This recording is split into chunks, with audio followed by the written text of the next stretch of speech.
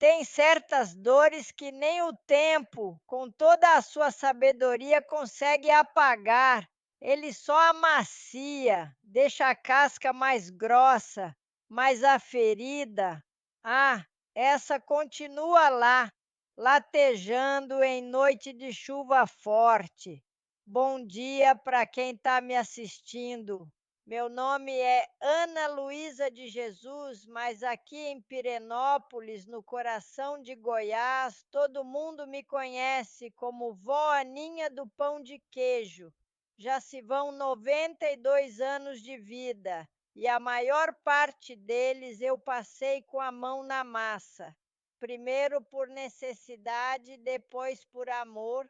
Tem certas coisas que a gente guarda por tanto tempo que elas criam raiz dentro da gente, viram parte do que a gente é. A gente rega com o silêncio, aduba com a saudade, e quando vê, virou uma árvore tão grande que a sombra dela cobre a nossa vida inteira. Contar a minha história não é fácil, é como remexer em brasa adormecida, sabe? Mas meus bisnetos vivem me dizendo que as minhas memórias são um tesouro, que o povo de hoje precisa saber como era a vida antigamente, sem essas modernices de internet e telefone que fala com a imagem da pessoa do outro lado do mundo. Eles me convenceram. Então, senta aí, pega um café, que a prosa vai ser longa. É a primeira vez que eu abro o meu coração desse jeito, mas sinto que chegou a hora de desatar esse nó que me aperta a garganta há quase 80 anos. É uma história de dor, de uma obediência cega que quase me custou a alma, mas é também uma história de como a vida, matreira que só ela, sempre acha um jeito de dar uma nova chance para a gente ser feliz, mesmo que seja no apagar das luzes. Nasci em 1932 numa casinha de pau a pique caiada de branco, com janelas azuis cor de anil, lá para as bandas de Corumbá de Goiás. O chão era de terra batida, que a gente alisava com folha de mamona para ficar brilhando, e o cheiro era de mato molhado e de fumaça de fogão a lenha. O fogão ficava numa varanda nos fundos, coberta de folha de coqueiro, e era ali que a vida da casa acontecia.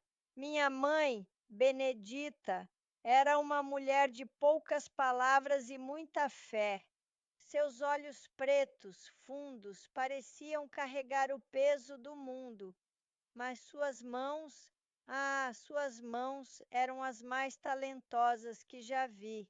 De um punhado de farinha e uns ovos, ela fazia broas que desmanchavam na boca. De um retalho de chita, costurava vestidos que pareciam de princesa.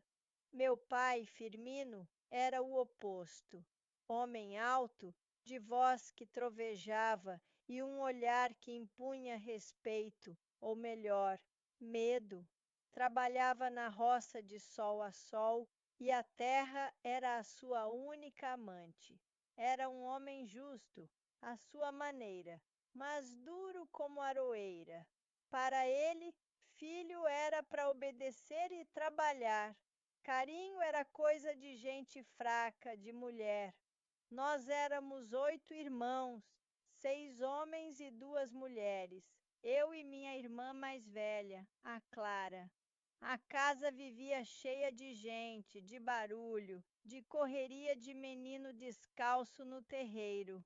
As lembranças que tenho daquela época são feitas de cheiros e sons.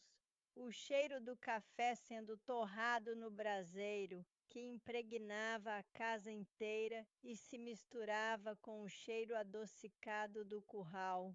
o som da viola do meu irmão mais velho, o Zeca, nas noites de lua cheia, tocando umas modas tristes que faziam um aperto no meu peito de menina. Lembro da gente sentado na soleira da porta, olhando o céu coalhado de estrelas e o pai contando história de lobisomem e mula sem cabeça. A gente se agarrava uns nos outros, morrendo de medo, mas querendo ouvir mais.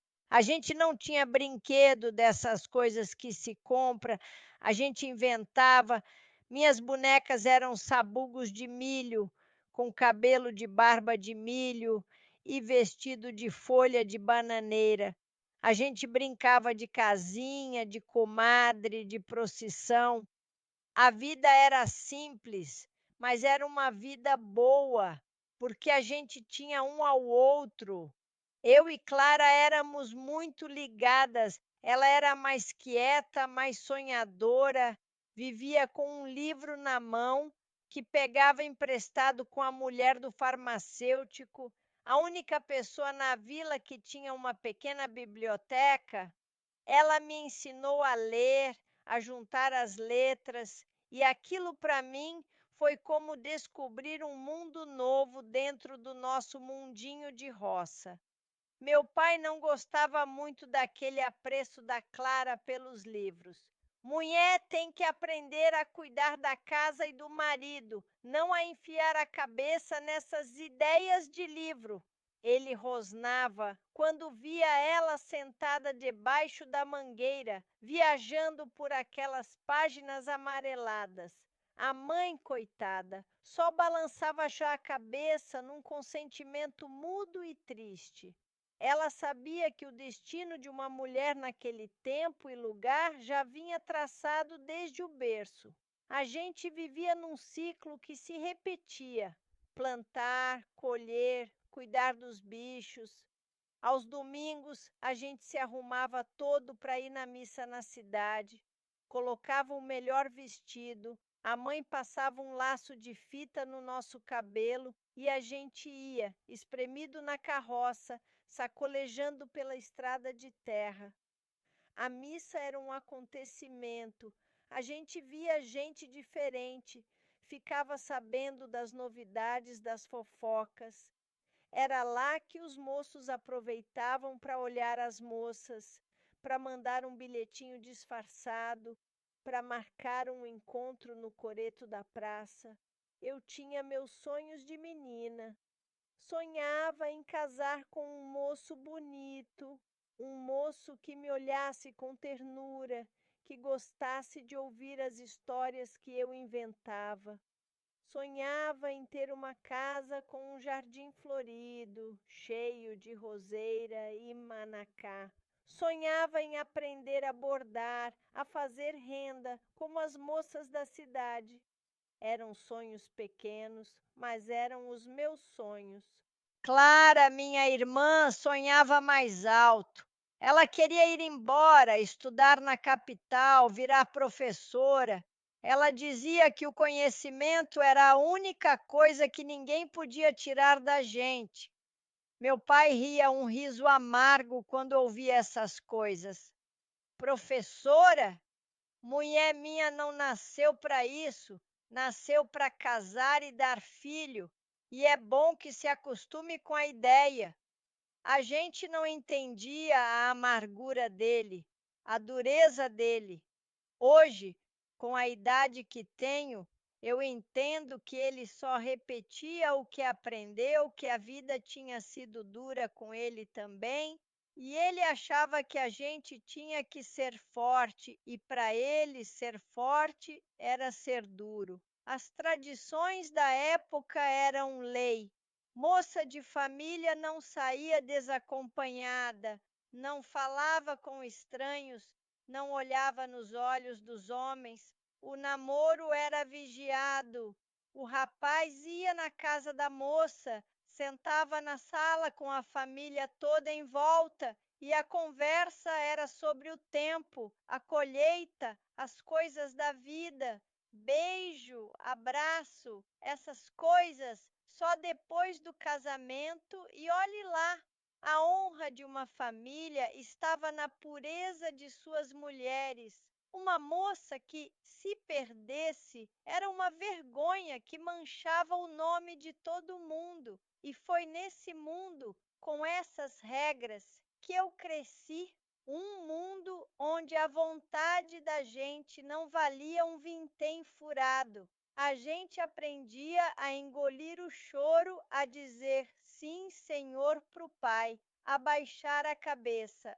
A gente aprendia a sonhar em silêncio, para que ninguém viesse e pisasse nos nossos sonhos com a bota suja de terra da realidade. Era um tempo de respeito, mas também de muito medo. E era nesse medo que o meu pesadelo estava começando a fincar suas raízes. Um pesadelo que ia mudar o curso da minha vida para sempre e me mostrar o lado mais amargo da obediência.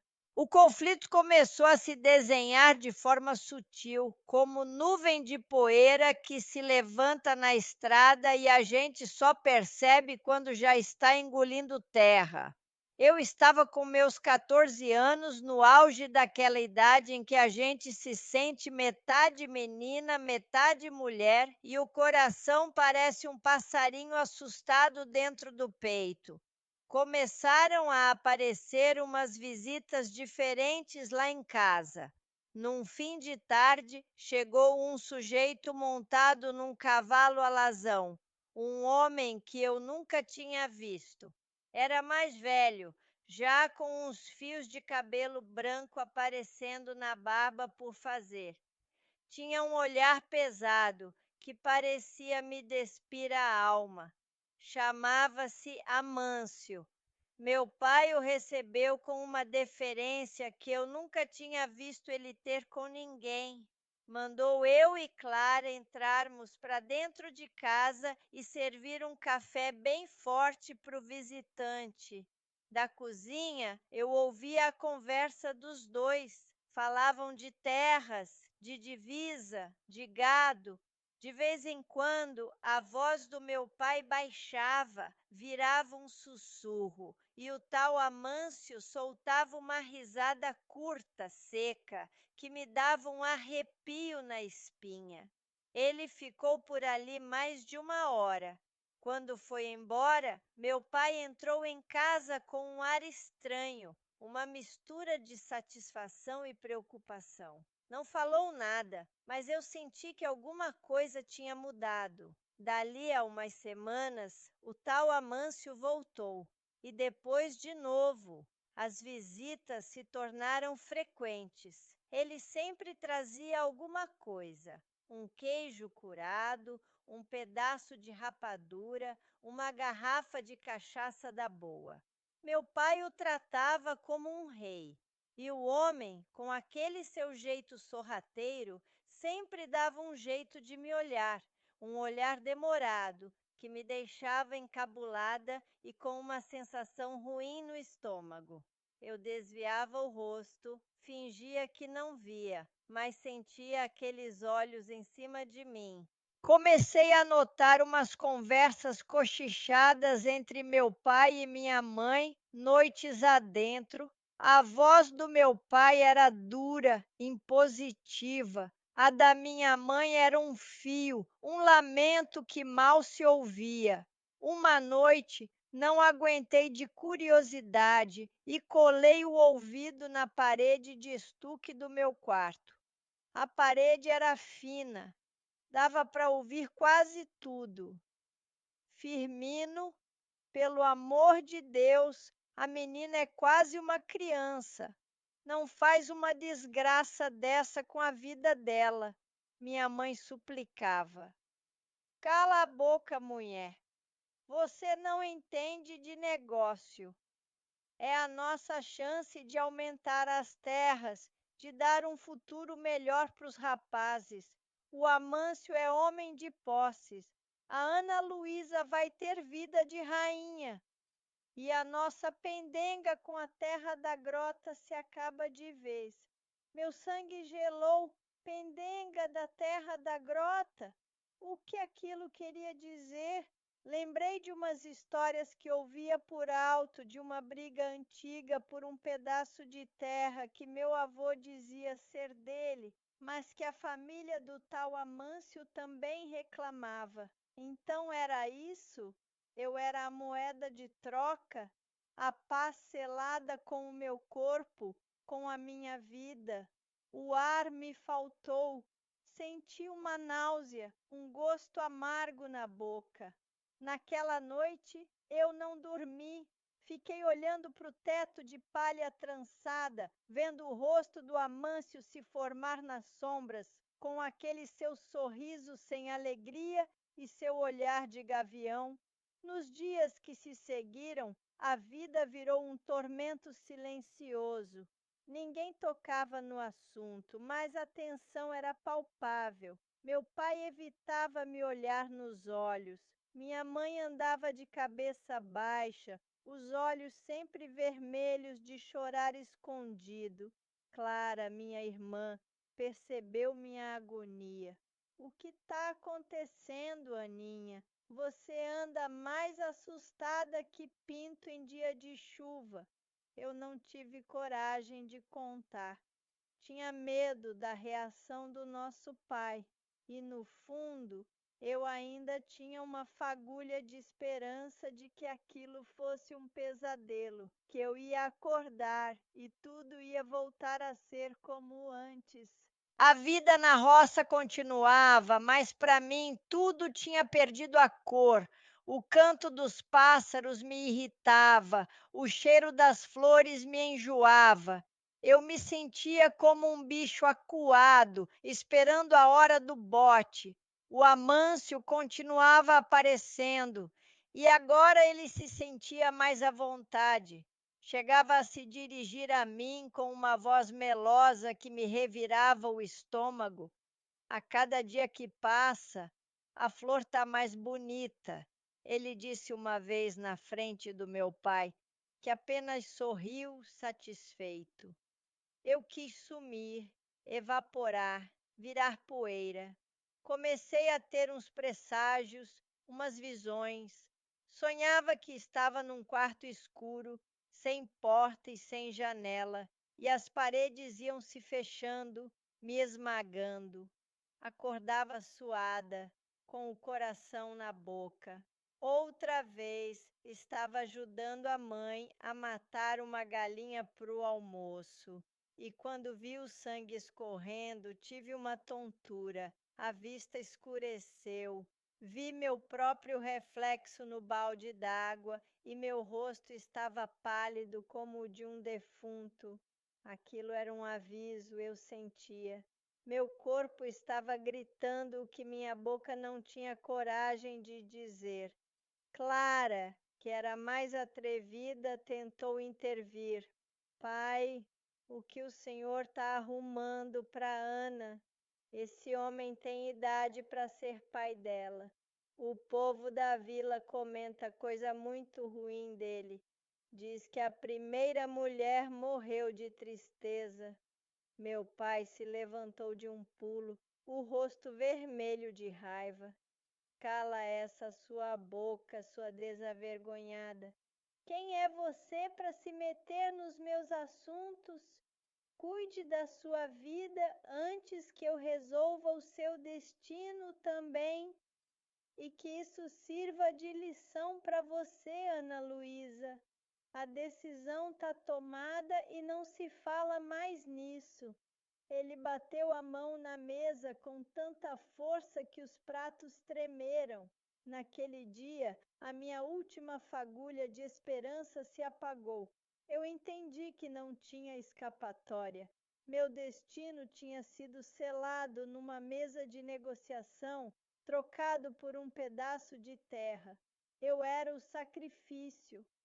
O tempo foi passando e a cada dia o laço apertava mais. Eu me sentia vivendo uma vida que não era minha. Alternava momentos de uma apatia profunda em que nada mais importava, com crises de pânico, em que eu só queria sair correndo por aquele campo afora, sem rumo, até minhas pernas não aguentarem mais. Mas para onde eu iria? Uma moça sozinha naquele tempo? Era pedir para a desgraça ser ainda maior. Eu estava presa numa gaiola invisível, mas tão real quanto as paredes daquela casa.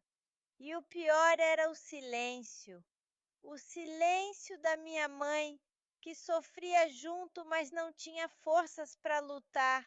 O silêncio dos meus irmãos, que talvez nem entendessem a gravidade da situação. O meu próprio silêncio, amordaçado pelo medo e pela obediência que me ensinaram a ter desde criança.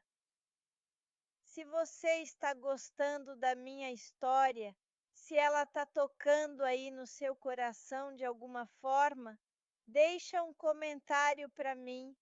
Me conta de que cidade você está me assistindo.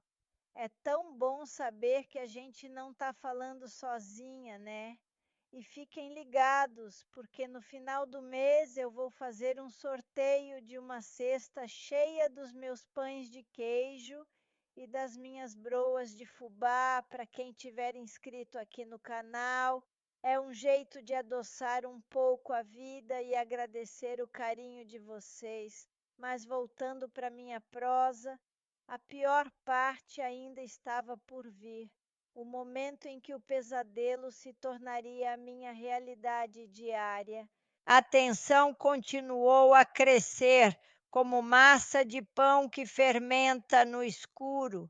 A cada visita de Amâncio, eu sentia um pedaço da minha alma se encolher. Eu me escondia nos fundos do quintal, fingia estar ocupada com as galinhas, qualquer coisa para não ter que encarar aquele homem, mas não adiantava.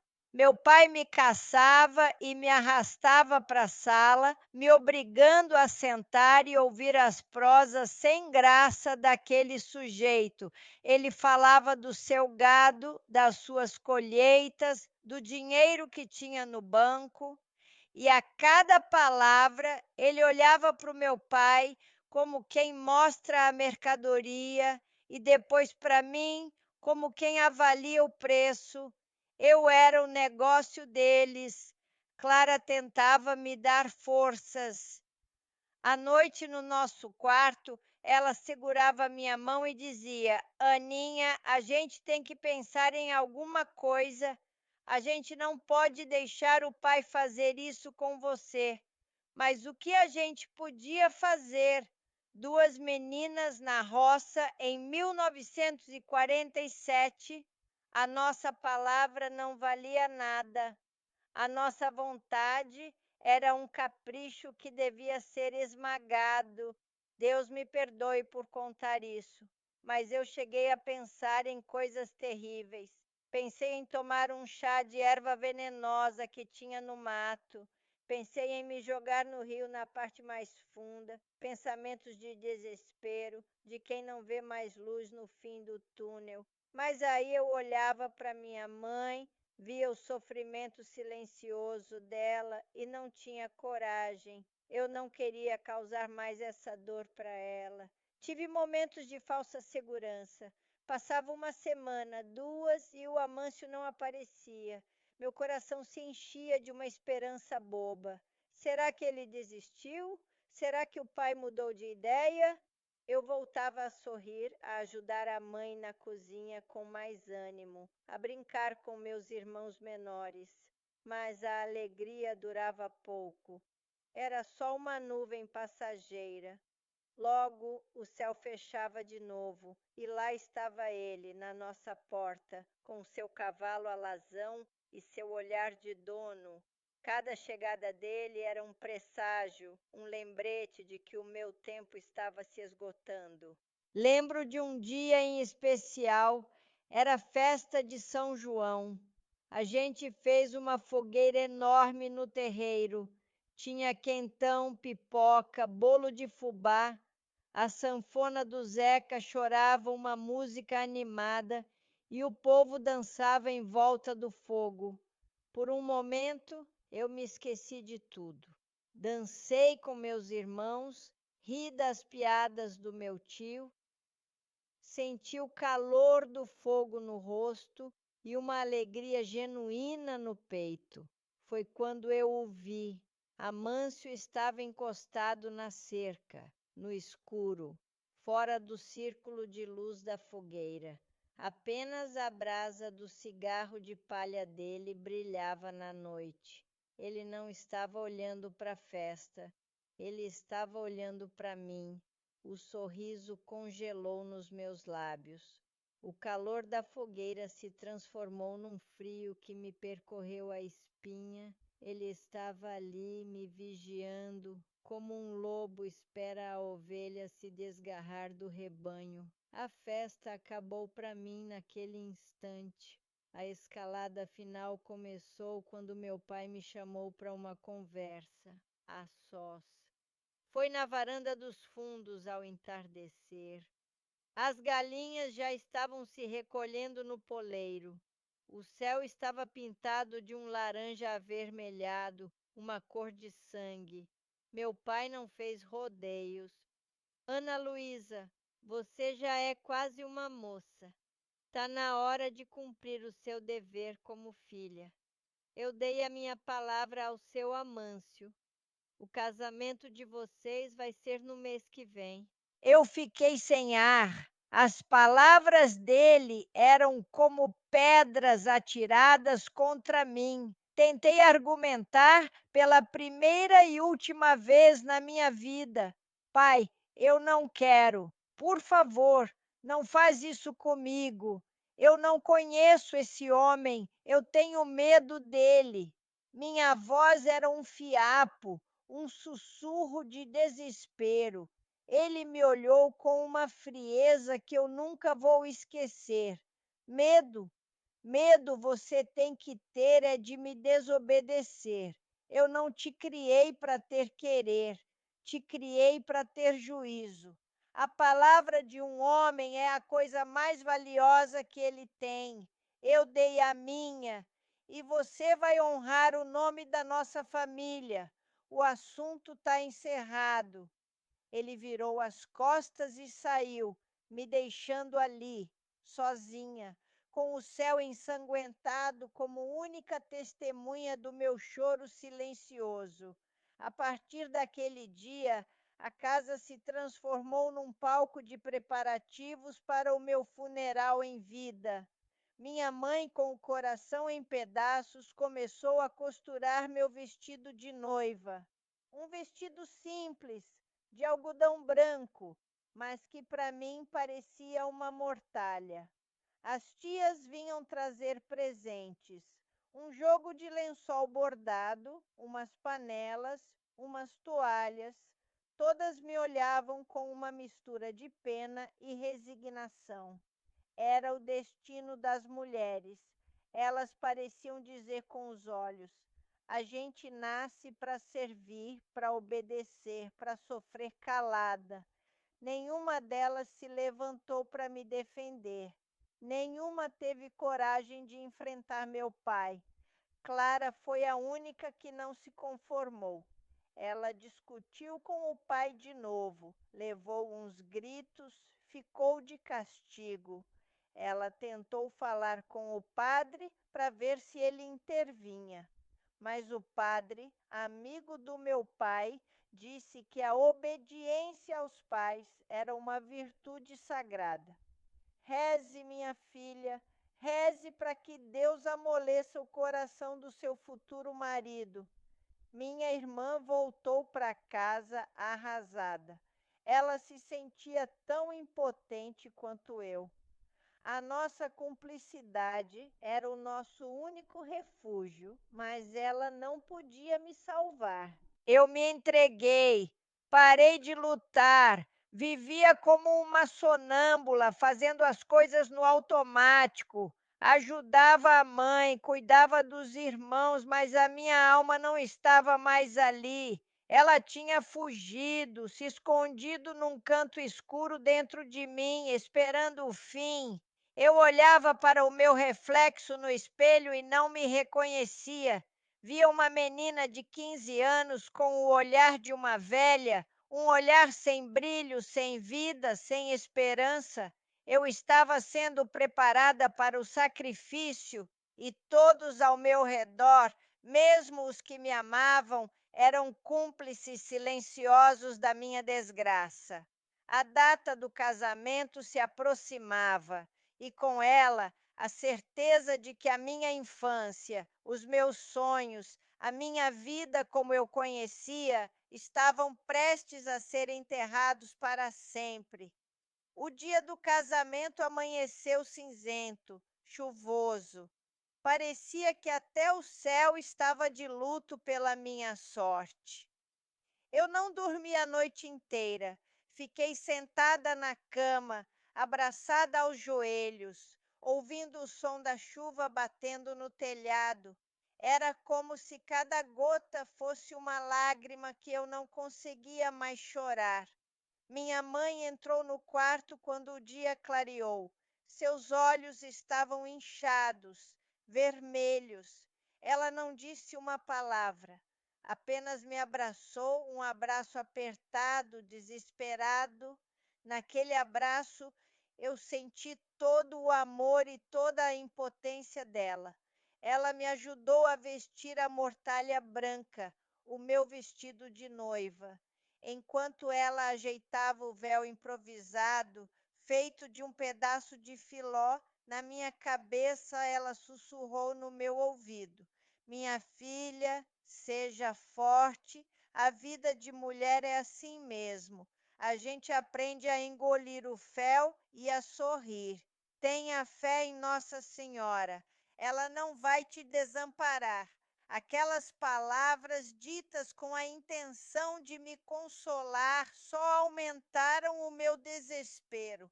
Aquele era o destino que ela aceitava para mim, o mesmo que ela teve? Um destino de silêncio e resignação? A cerimônia foi na capelinha da vila. Uma coisa simples, rápida. Eu caminhei até o altar de braço dado com meu pai.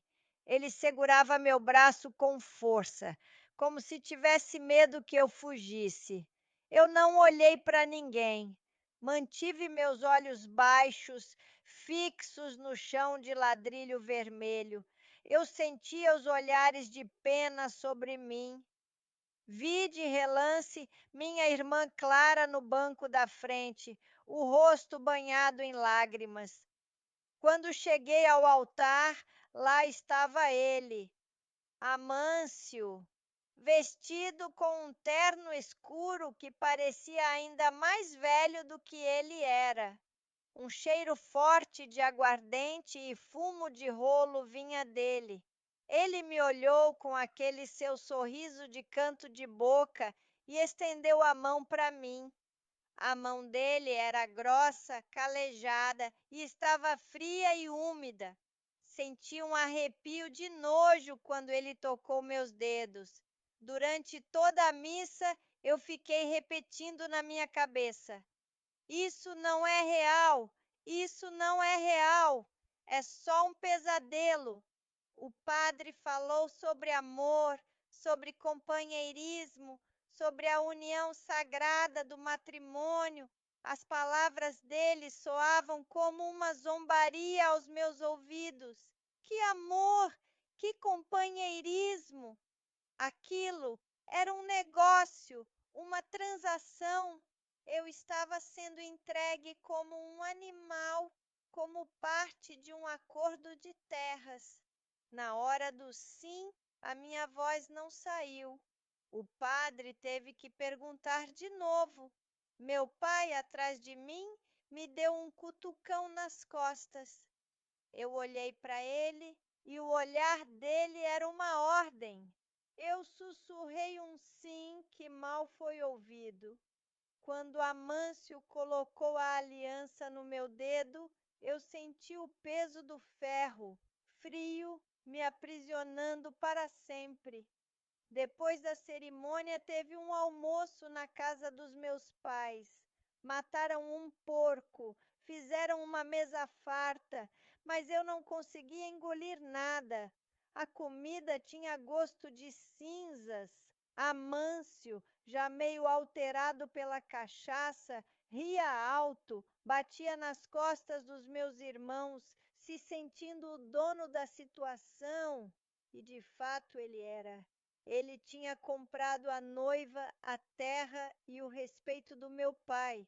A hora da despedida foi a mais dolorosa. Eu abracei minha mãe e nós duas choramos em silêncio. Abracei meus irmãos um por um. Quando cheguei na Clara, ela me agarrou com força e sussurrou: Não se entregue, Aninha. Lute. Um dia você vai ser livre. As palavras dela foram como uma semente plantada no meio do deserto da minha alma. Eu não sabia como, nem quando, mas eu me agarrei àquela promessa.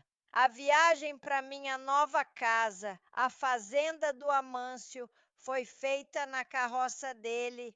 Um silêncio pesado pairava entre nós. Eu olhava para trás, para a casinha de pau a pique que ficava cada vez menor na distância, e sentia meu coração sendo arrancado do peito.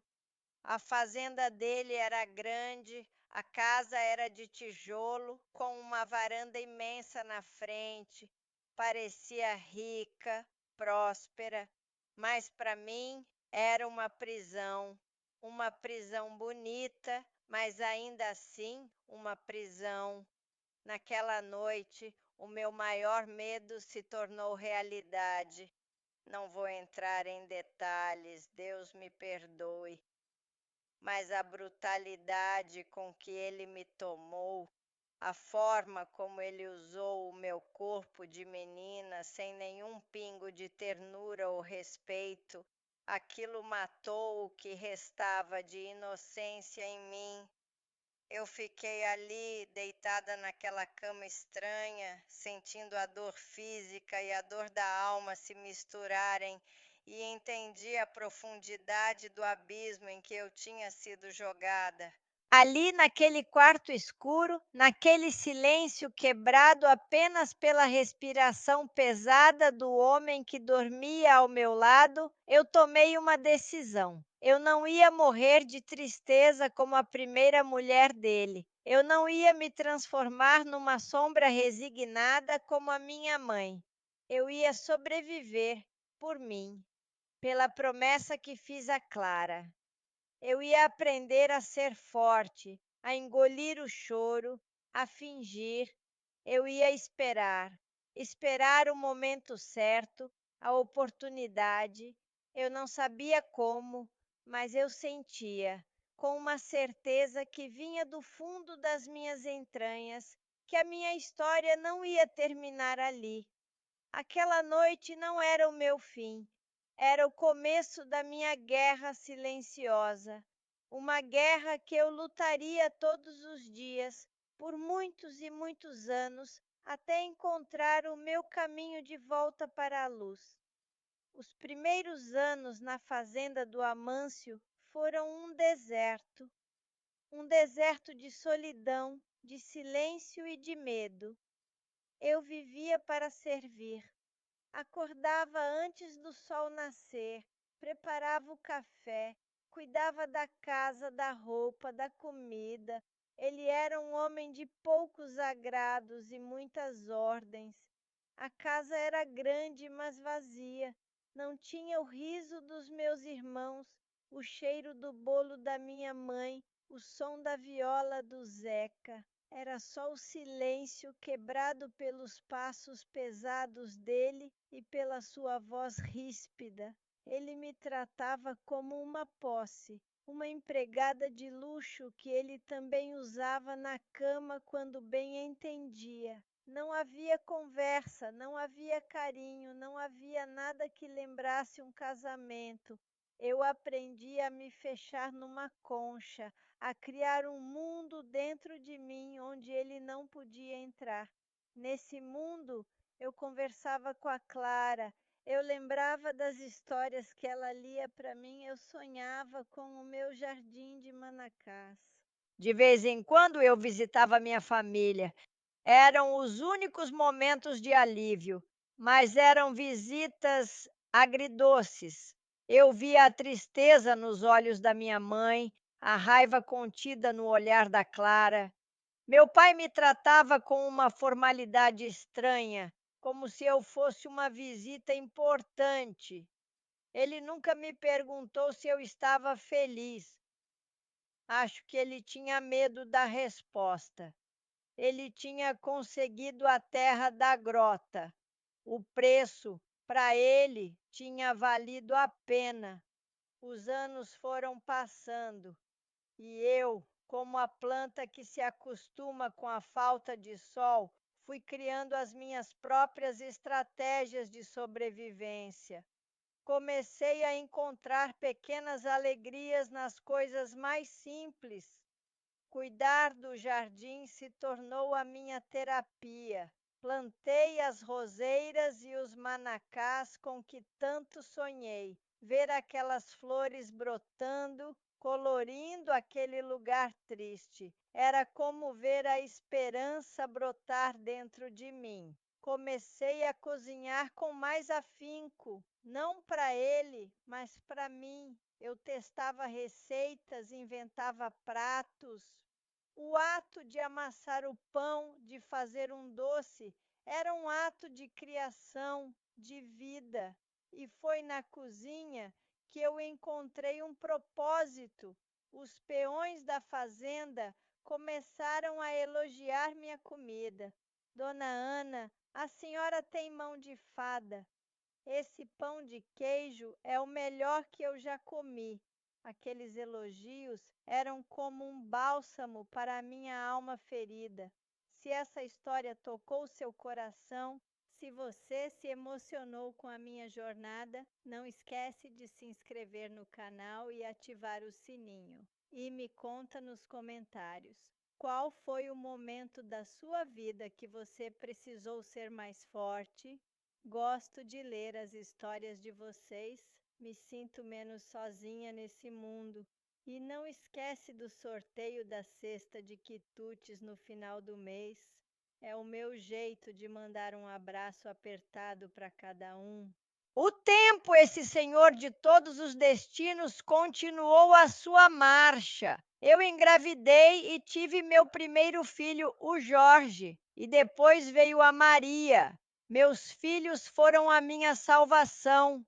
Por eles, eu encontrei uma força que não sabia que tinha. Eu me dedicava a eles de corpo e alma. Eu queria que a infância deles fosse diferente da minha. Eu cantava para eles, contava histórias, enchia eles de beijos e abraços.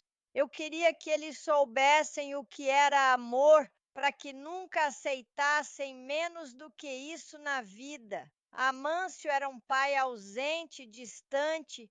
Ele via os filhos como via o gado, futuros herdeiros, futuros trabalhadores. Não havia afeto, e isso me doía, mas também me fortalecia. Eu seria pai e mãe para eles. Eu os protegeria da dureza daquele homem. Muitos anos se passaram. 20, 30, 40 anos, uma vida inteira. Meus filhos cresceram, se casaram, me deram netos. A fazenda prosperou, Amâncio envelheceu. A brutalidade dele foi se abrandando com a idade, dando lugar a uma rabugice constante. Ele se tornou um velho amargo, solitário em meio a tanta gente. A gente quase não se falava.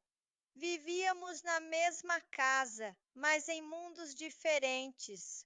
Eu tinha o meu mundo, meus filhos, meus netos, meu jardim, minha cozinha. Ele tinha o dele, seu gado, seu dinheiro, suas lembranças. Clara, minha irmã, conseguiu realizar seu sonho. Ela juntou dinheiro, foi para a capital, estudou, virou professora. Foi uma vitória dela e um pouco minha também. A gente se correspondia por cartas e cada conquista dela era uma alegria para mim. Meus pais faleceram. Primeiro a mãe, de tristeza, como eu sempre temi. Depois o pai, anos mais tarde, de uma doença rápida. No leito de morte, ele me pediu perdão. Eu errei com você, minha filha. Eu achei que estava fazendo o melhor, mas eu só te fiz sofrer. Me perdoa. Eu perdoei. Eu entendi que ele foi vítima de um tempo, de uma mentalidade. O perdão me libertou de uma mágoa que eu nem sabia que ainda carregava. E então, um dia, Amâncio se foi. Morreu dormindo de um mal súbito. Eu tinha 70 anos. Fiquei viúva depois de 55 anos de um casamento que nunca existiu. No enterro, eu não chorei. Eu senti um alívio imenso que me deu até uma ponta de culpa. Mas era a verdade. Eu estava livre. Pela primeira vez na vida, eu era dona do meu destino. Foi uma revolução na minha vida. Meus filhos queriam que eu fosse morar com eles na cidade, mas eu não quis. Eu decidi ficar na fazenda que agora era minha e deles, mas eu não queria mais aquela vida. Eu queria recomeçar. Vendi a minha parte da fazenda para os meus filhos e com o dinheiro comprei uma casinha aqui em Pirenópolis. Uma casa pequena, com um quintal grande, onde eu finalmente pude plantar o meu sonhado jardim de Manacás. E foi aqui, nessa cidadezinha de pedra, que a vida me reservava a sua maior surpresa. Eu decidi transformar o meu talento na cozinha em um pequeno negócio. Comecei a fazer pão de queijo e broas de fubá para vender na feira. E foi assim que eu, a avó Aninha do pão de queijo, nasci. Um dia, um senhor de cabelos brancos e olhos muito azuis parou na minha barraca. Ele comprou um pão de queijo, comeu ali mesmo e disse: Minha senhora, eu já rodei esse Goiás inteiro, mas nunca comi um pão de queijo tão bom.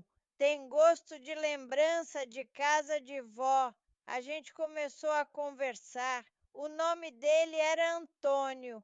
Era viúvo também, um contador de histórias, um poeta da vida. Ele tinha um jeito manso de falar, um olhar que via a alma da gente. Ele começou a vir na feira todo sábado só para conversar comigo. A gente falava de tudo, da vida, dos filhos, dos sonhos que a gente não realizou. Com ele, eu me sentia à vontade para ser eu mesma, a Ana Luísa que ficou escondida por tantos anos. Ele me via de verdade. Ele via a mulher por trás da avó, por trás da cozinheira.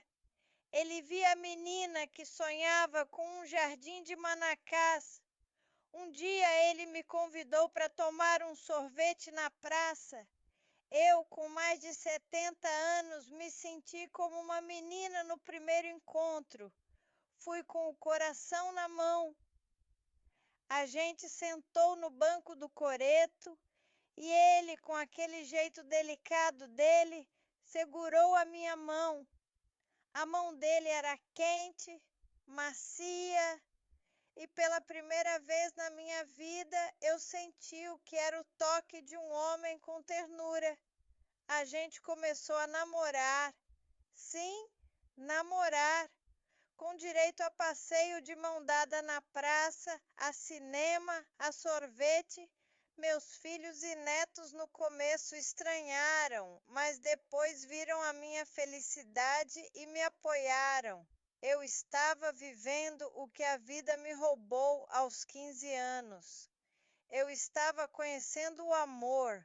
A gente viveu 10 anos de uma felicidade que eu nunca imaginei ser possível. 10 anos em que eu fui amada, respeitada, cuidada. O Antônio me ensinou que nunca é tarde para ser feliz. Ele me mostrou que o amor não tem idade, não tem hora certa para chegar. Ele regou a semente que a Clara plantou em mim tantos anos atrás e fez ela florescer. O Antônio se foi há 7 anos. A saudade é imensa, mas a gratidão é ainda maior. Ele me deu os melhores anos da minha vida. Ele me ensinou a rir de novo, a sonhar de novo. Ele me devolveu a Ana Luísa. Hoje, com 92 anos, com meus 2 filhos, 6 netos e 11 bisnetos, eu olho para trás e vejo a longa estrada que percorri. Uma estrada de muita dor, mas também de muita força. Eu quebrei o ciclo. Nenhuma filha minha, nenhuma neta, nenhuma bisneta jamais será obrigada a casar com quem não ama. Elas são donas de suas vidas, de suas escolhas. E isso, para mim, é a maior vitória. Minha história é um lembrete de que, mesmo quando a vida nos impõe um destino cruel, a gente tem a força de reescrever o nosso final. Demorou, mas eu consegui. E se essa história tocou o seu coração, se ela te deu um pingo de esperança, compartilhe com quem você ama. As histórias precisam ser contadas para que a gente nunca se esqueça da força que temos dentro de nós. Um beijo no coração de cada um que ficou comigo até aqui. E não se esqueçam, nunca é tarde para encontrar o seu jardim de Manacás.